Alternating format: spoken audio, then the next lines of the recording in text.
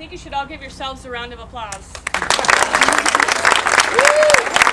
really grateful for every single one of you that's here today. You took time out of your Saturday morning.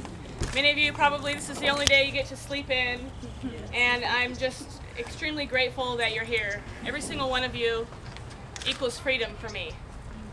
Your voice is what matters.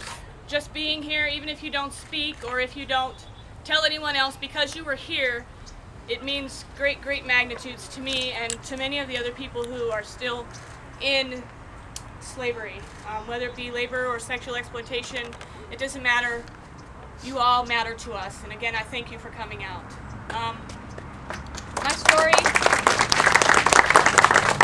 My story is much like a lot of other girls. I came from a very broken home.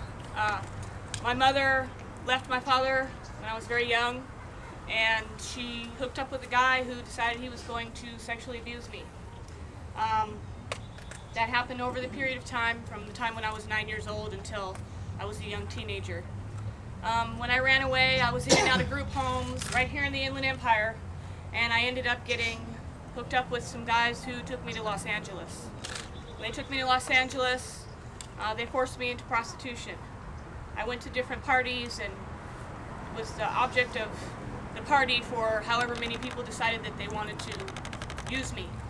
That happened for a little while. Wasn't as long as some other girls who've been in it their whole lives, but it was long enough for me to know and understand that this was not what I wanted for myself.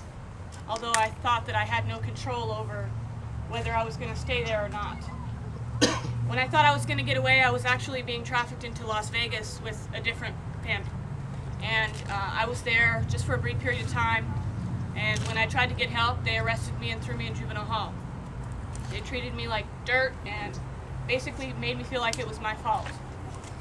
When I came home from Las Vegas, I didn't tell anybody what happened to me. I spent 20 years in silence. I didn't tell anybody, I didn't want to think about it, I didn't want to remember it. I didn't even want to think about it when I watched TV and saw other people in that kind of a situation. Until it all came like piling in my lap and I realized that what I'd went through actually had a name.